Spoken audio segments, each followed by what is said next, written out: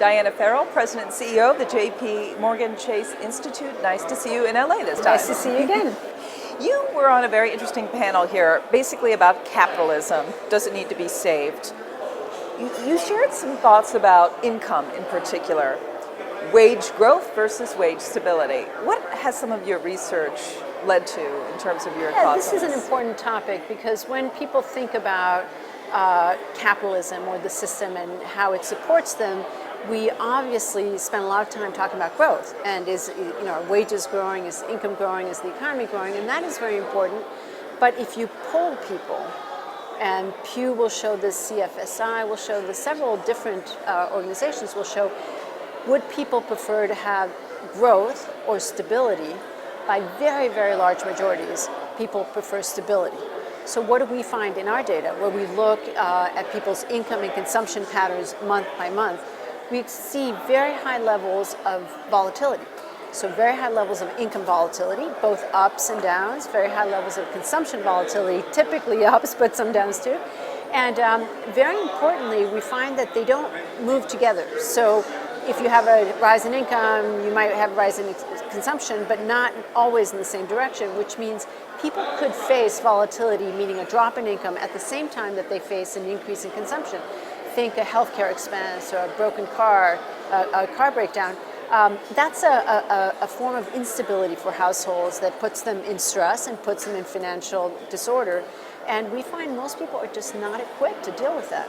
Take the median income person. They would need to have $4,800 to have their family withstand the volatility that we see in our observations.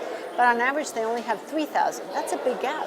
So has capitalism failed them, or have they failed themselves? It's a good question, and in some ways you have to break it down a little bit. You say, what are the things that give rise to income volatility? Well, partly are things that have to do with a more efficient economy, better timed hours, so flexible work hours in retail and construction, for example, that improve the company's ability to manage its costs, but also mean that workers may have less predictability in their schedules. Also, tax payments drive volatility, both because refunds give you a boost, but payments give you a down. Each of these things have some connection with how we run our economy. Whether you'd label it capitalism, I don't know, but these are things that we could actually intervene with and try to remove some of the unnecessary volatility. Some of it is just part of a dynamic economy. Intervene how? Well, let's give one example. Tax payments, I mentioned, are a source of volatility. You might not think that getting a tax refund and a boost to your income is a problem, but in a lot of ways it means people may not use that money in the best way possible if they knew it was coming all along. Similarly, tax payments drive sometimes a crunch for those people who pay taxes. They have to scramble to make that tax payment. What could we do about it? Today, tax payments and refunds are done on lump sum annual basis.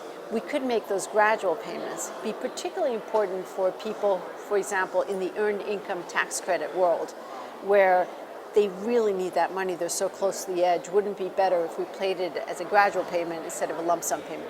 That's an example, but I think there are others. Second one would be work schedules. To what degree can we have workers have a little more predictability and ability to manage around their work schedules? Those are two examples. So I just want to pick your brain a little bit. You worked in the Obama administration. You did some economic advising there. What advice would you give the next president, whoever that may be, in terms of issue number one to tackle? Issue number one to tackle would be to try and focus on some of the best levers we have to drive productivity and the proper distribution of that productivity. And that, I think, results in being really mindful about the areas where we can unleash innovation in certain sectors, and some of these very tools that we've just been talking about, how better to address the way that taxes do or don't help families, the way that all kinds of government programs are helping develop economic stability and financial stability for families. Diana Farrell, good to talk to you again. Thank you.